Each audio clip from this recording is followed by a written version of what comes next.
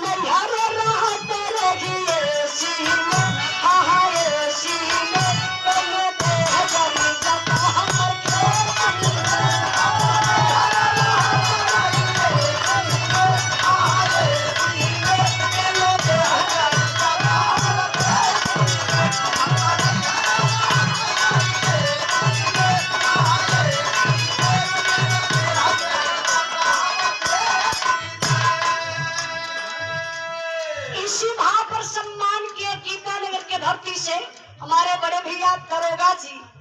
ये हर जगह बिरहा बतौली ना क्षेत्र में कहीं भी बिरहा रहे खाली भैया के पता होके के चाहिए।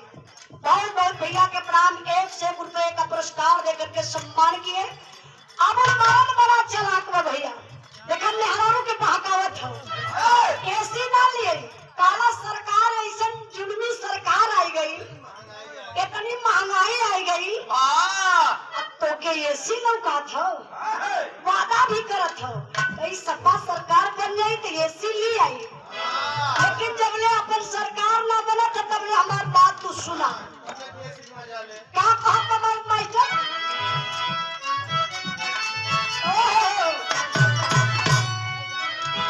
मास्टर साहब मरद का कहा था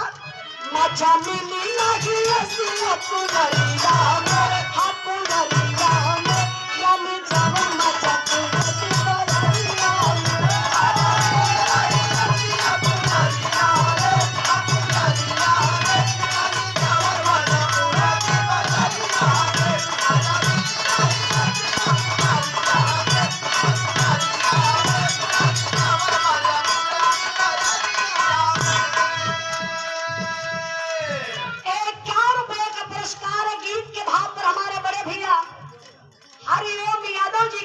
भैया के बहुत बहुत प्राण आशीर्वाद के जा रही तब हरारू ये बात तो कहलस का झाड़ा में सुता तारा के चालू चौके ही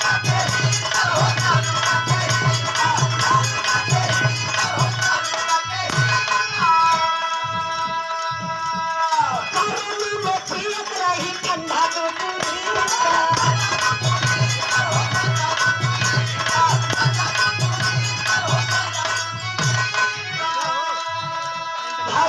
चूल्हा पर काम लगे थे